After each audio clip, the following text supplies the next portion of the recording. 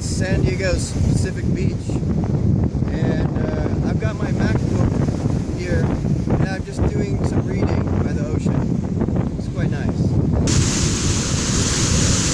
So yeah, this is the MacBook 2016. Unfortunately, the screen is a bit dirty. I haven't cleaned it for a while. It's kind of bugging me.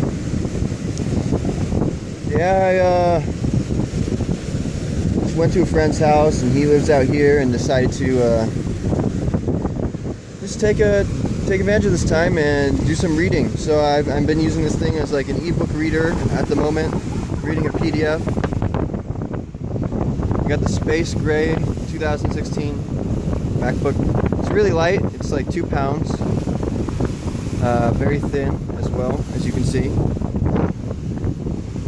So one of the cool things about this machine is it's basically a tablet. I mean, there are definitely tablets that are heavier than this thing. So, and you know, for those tablets that have detachable keyboards like the Microsoft Surface, I had a Microsoft Surface 2. I researched that extensively. I thought it was going to be the best thing, and worked really well for me, but it was really slow. It had heat management issues. And the keyboard would get electronically detached, and then would stop working, and I would have to pull the keyboard off and then put it back on. This thing doesn't have any issues. So when I use it as an ebook reader, say I reading this book right now about finance. You know, I can just hold it with one hand even. Usually I hold it with two. And then just scroll down the page with the key right here, or scroll up, and makes it really, really handy. So I can just be sitting like this, like that, and just reading. So I mean, really, this is a very useful, versatile device. It's because it's so light, you can walk around with it. It's like it's nothing. One of the reasons I love it. So let's get a little bit into the specs. These start out at about $1,300 at the Apple Store. They come with a 1.1 gigahertz processor that can turbo boost up to, I think it's 2.2 gigahertz. Then there's 2 different other processor options. Now, to be completely honest with you, I'm not sure, you know, if you have $2,000 to drop on a really nice laptop, I think that you might as well, I guess, go for the higher processing speeds. But what I've noticed in this laptop in particular is that it's the graphics that are a little bit on the the bottleneck. If I go to the activity monitor here and look at the activity monitor when I'm running some tasks that seem to make the computer a little bit laggy, I notice the processor is not even running at full power. I mean, it's like in the 20-30% typically, and so that suggests to me that any slight lag associated with this machine, it has to do with the graphics and not with the actual processor itself. And unfortunately, the graphics are soldered right on the board, and you can't change. So to show you what that lag kind of looks like, I'm going to boot up this program right here. So I'm a stock trader, so this is one of those programs that gives me a little bit of lag. Just a second. So logging in here.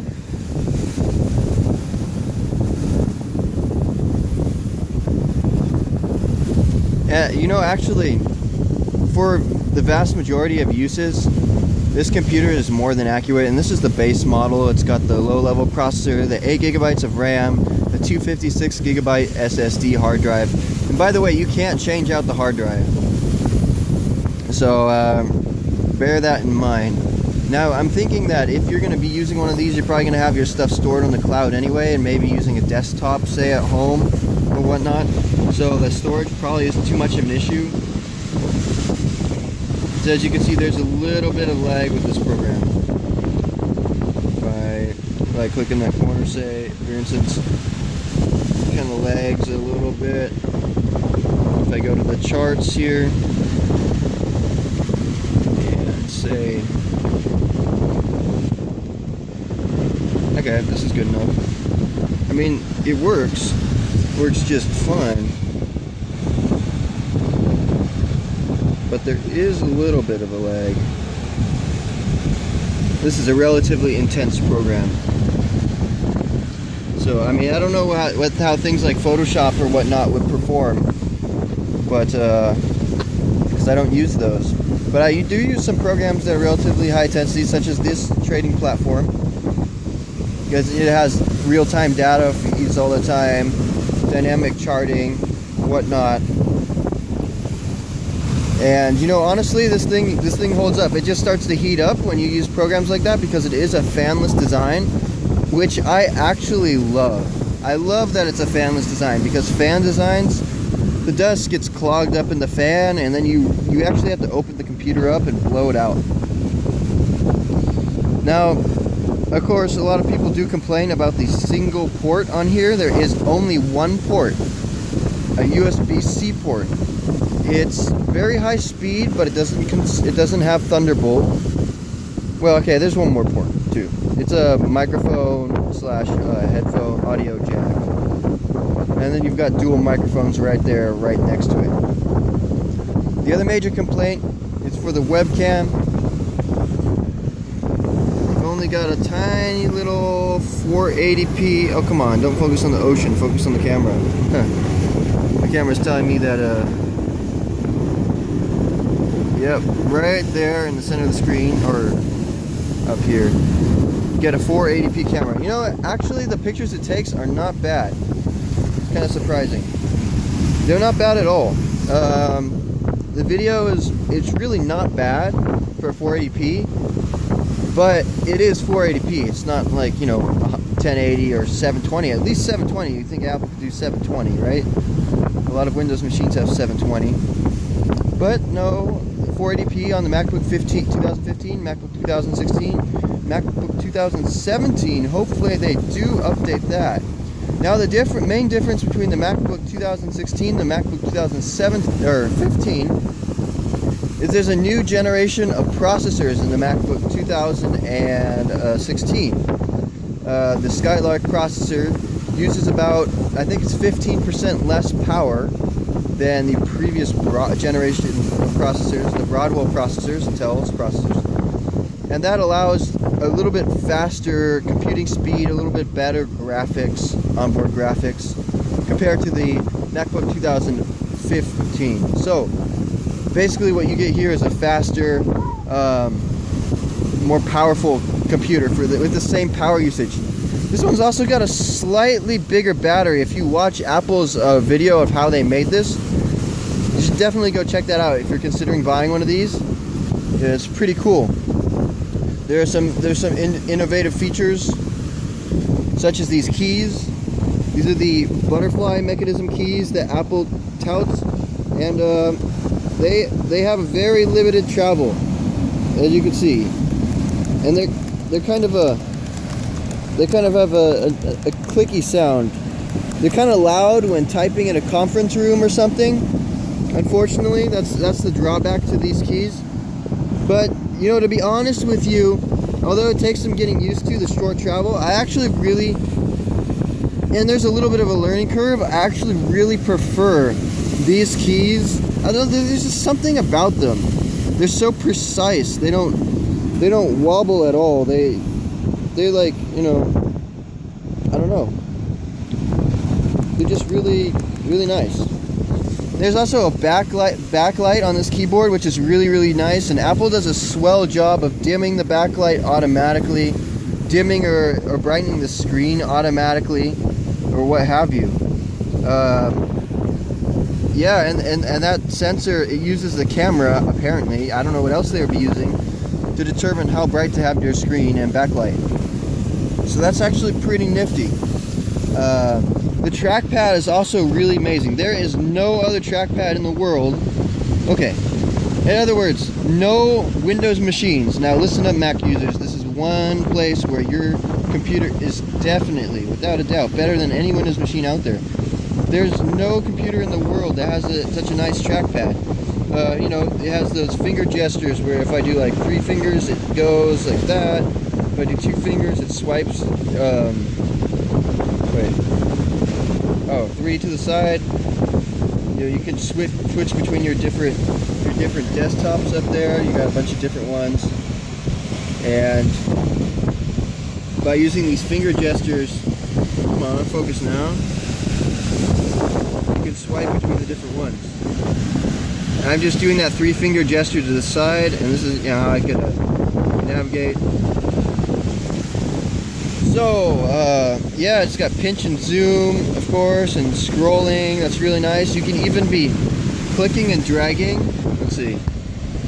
Click and drag, and then as well, like scroll with your dragging like this, and it will do it, which is really nice. You know, when you run out of room on a regular trackpad and you're trying to, you know, just extend that dragging a little bit, well, you can do that on this trackpad. It's also got force touch, which is a pretty unique feature. It's got an electromagnet here. It doesn't actually click. This is a solid glass capacitive touch surface with a little electromagnet that when you press on it hard enough, it will make a little buzz to let you know that you clicked. And so it can do different sensitivities. And if I press really hard, I'll do this. It'll bring up this force touch feature, which will do stuff like, for instance, say you've got a word you don't know what it means. If you do the force touch, it will give you a dictionary at the source entry by default. Okay? You know, then you can go to, like, say, oh, I want to look this up in Wikipedia here, and then you could get the just right from the get-go, and then it will integrate with, say, iTunes or what have you, so you can actually go look at that. While we're at it, let's take a look at this computer. So, we got a really nice display here as well. That's one of the benefits. This is a much better display than the MacBook Air. This is a lighter machine than the MacBook Air, much better display. Even though it's only got a 12-inch screen, because of the sharp display, it is more like a 13-inch display. Yeah, so that display, you can see the resolution right there. It's pretty nice. The graphics are decent on it, and definitely not going to be your go-to computer for gaming. But if you use it for gaming, it's going to heat up. And although the thermal management is pretty good, I mean, look at that. I haven't installed much. But as you can see out of the box, pretty much, you wind up with a lot of free space on your hard drive. It's not like this is a machine full of bloatware or anything like that. Yeah. So, why would I choose this computer over some of the cheaper Windows machines, for instance, on the markets, or even the Windows Ultrabooks? Well, to be quite honest with you, I think that Apple's build quality here, this build quality is just amazing. I mean, when this closes, oh wow, let's get some motion spray here. When this closes, it's got this little rubber, you can open it with one hand too, which is pretty nice. It's got this nice little lip there, allows you to do that. For instance, the Dell XPS 13, that's one of the big complaints. That's one of the competitors to this product right here. It's a nice Ultrabook, but still, I mean, nothing, it just doesn't have that sleek design. I don't know if I can show you here, but basically on the edge of this screen, there is a little bit of rubber right there. So when you close this, it really has, it closes really softly, has a really nice feel to it. Just, the build quality is just unbelievable. You're not going to find that anywhere else. It's got a magnetic close too. And excuse the dust, and but the hinges are metal, and they're kind of small. One thing you have to be aware of is if you're opening this and you're wearing shorts, be aware, because on the back side here, this can pinch your skin. When this opens, if you're wearing shorts, your hair and skin can get caught in there, and ow! So that's something to be aware of. But other than that, I mean, the hinges are just spectacular. There's one and a bunch here, and some data cables. Oh, that's where the data cables are for the display. Then another hinge right there. Apparently, the cover is removable, so you can access the battery and the logic board and all that. But if you check out Apple's video that describes how they made this, you'll see the logic board is about this big. All in one board, everything's on one board. The batteries take up about most of this space here. And then that large trackpad. I mean, look how thin this thing is. It's very thin. So the trackpad actually does literally take up this much area. So what have we got here? We've got like a beautiful aluminum finish. I mean, this is just amazing. And unfortunately, the Apple logo is a bit, it's getting a bit dirty.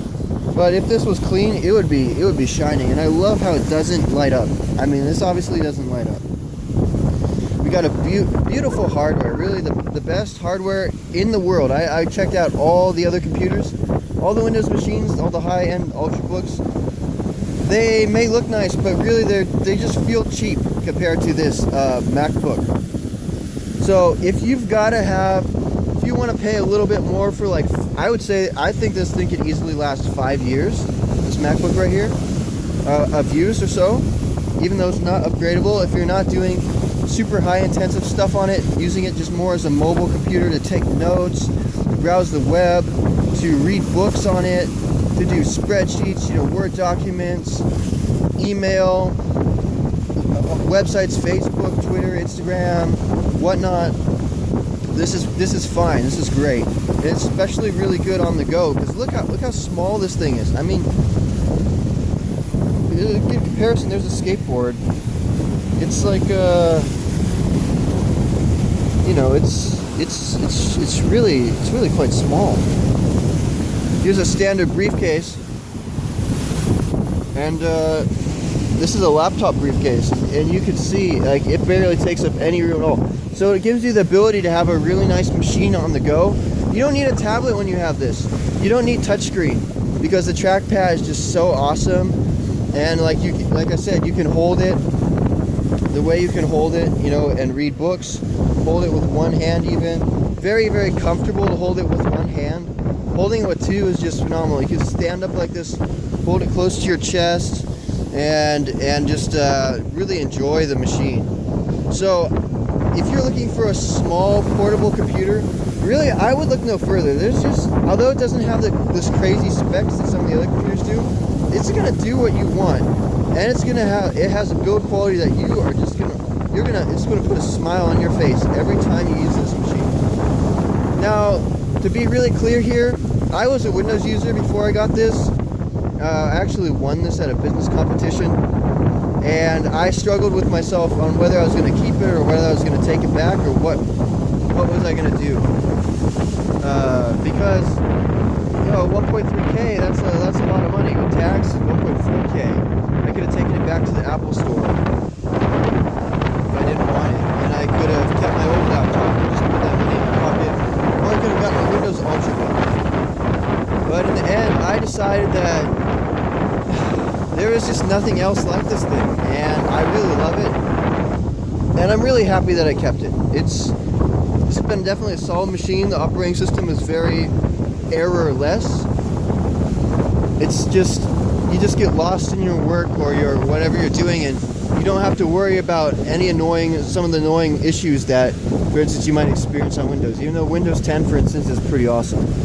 So I'm actually I'm recommending this as someone who originally hated Apple products for being so expensive and for having such a high profit margin on their products, and thought that maybe Apple people were a little bit crazy for buying these. So I'm a Windows user. I just got this and jumped right into it, and it's been pretty easy to use. The only complaints about the software I have are the full screen and split window are a little bit difficult compared to Windows 10, although the multiple desktops really kind of makes that okay. And also, what was the other thing? Oh, two more things. It's hard to take screenshots. Like, for instance, Windows has something like called a snipping tool. Very easy to take screenshots. Apple has Grab, but it has an interesting file format that it saves to. It's like TIFF, and nothing really accepts that, so you have to go and convert that to something else. Also, uninstalling programs on a Mac is not, it's kind of, you have to, basically if you want to uninstall programs fully, you need to go buy a software that will allow you to do that. I think it's called Clean My Mac, and it'll take care of the crap when you install programs. But basically, otherwise you have to drag the files, I think, from the application folder and drop them in the trash bin, and that's how you install programs. So uninstalling a little bit iffy there, but I mean, you don't do that really often. So those are the only complaints about the operating system. Otherwise, it's pretty smooth. It's very efficient resource-wise. If you compare to other Windows machines, the Apple operating system will give you a longer battery life compared to Windows software, just because it's more efficient. And then one more thing is, you can install Windows 10 on this MacBook here, and apparently it runs very well. I haven't done it yet, but the drivers are not necessarily all there.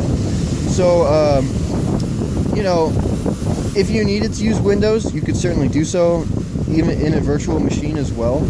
It's not like owning a Mac, for instance, will make it so you can't use Windows, or vice versa. Owning a Windows machine makes it so you can't use Mac.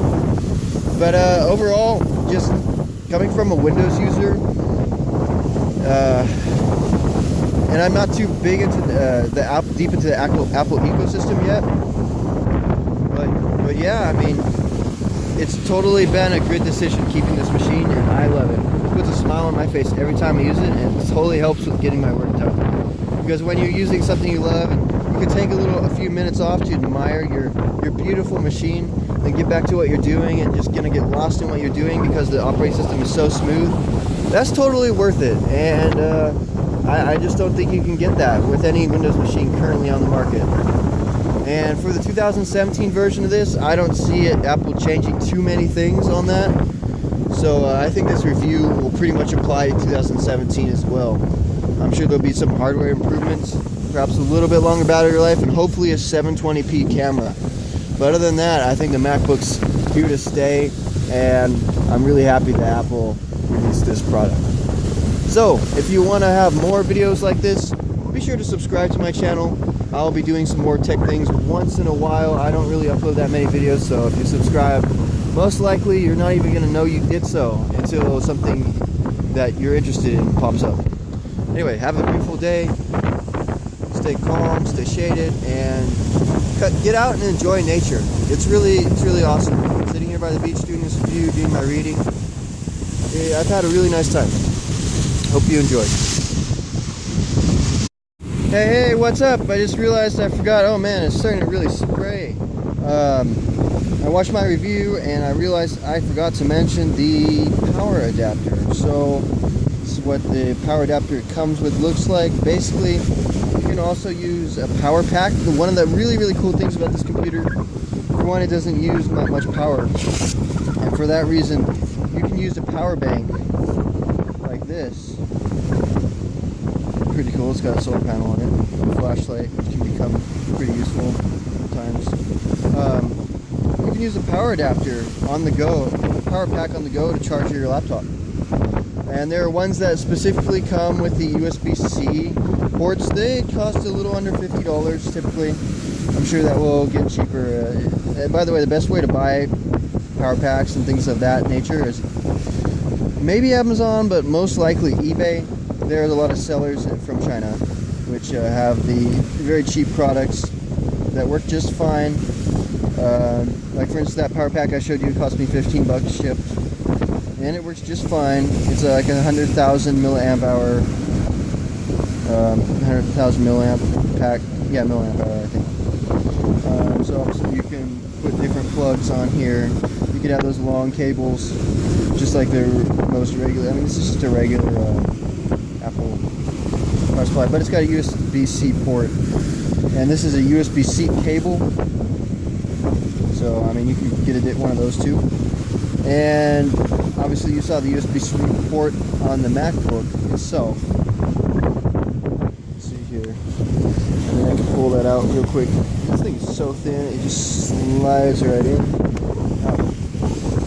Yeah, so, I mean, if you want to use, like, okay, so the cool thing here with this product is that there are splitters which have an HDMI port, a regular USB port, and a USB-C port, maybe 2 regular USB-C ports or whatever, and the splitter just plugs into here. So basically you could have, if you have an external display of some sort, you could just plug in that adapter and that will give you everything you need with just one plug. Oh, and the other thing that I need to show you guys is the speakers on this computer are absolutely, okay, I'm not going to show my password. Okay, so to demonstrate the sound on this thing, I am going to, I mean, I do not know how to use GarageBand, sadly, but, oh, I could learn right now. Okay, well, anyway, I'm going to play this beat here.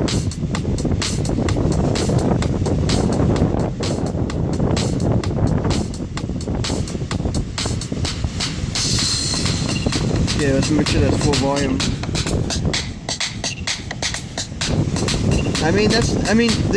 These speakers, like, say, I've seen the MacBook Airs and the MacBook Pros and stuff where it's in university where it's kind of weak. It's like the professor has it up there, tries to play a video, and the video doesn't really play, or if the video plays but they can't get the sound connected to the sound system, and they've got to kind of, basically what ends up happening is you start listening to it from the, I don't see anymore. Start listening to it from the Mac itself, and really the sound was just like super weak. That's not the case for this. The sound is really, really awesome. Let's try something. Quick facts about Suicide Squad. The film was shot entirely in Toronto, Ontario under the working title Bravo 14. This is the 3rd live-action version of the Suicide Squad, where they have previously appeared on Smallville. Yeah, so I just typed in trailers and went to YouTube trailers, and here we go. Within 3 weeks of the teaser trailer being released, it had racked up more views than both Batman and and Dawn of Justice. So it works pretty well. Another thing is the sleep on this computer. Basically, it's set up to sleep right now. When I do that, just close the lid. It will last. It will last for months without running out of power. Very, very power efficient. So I just wanted to add those 2 things on, and once again, see you around. Enjoy your day.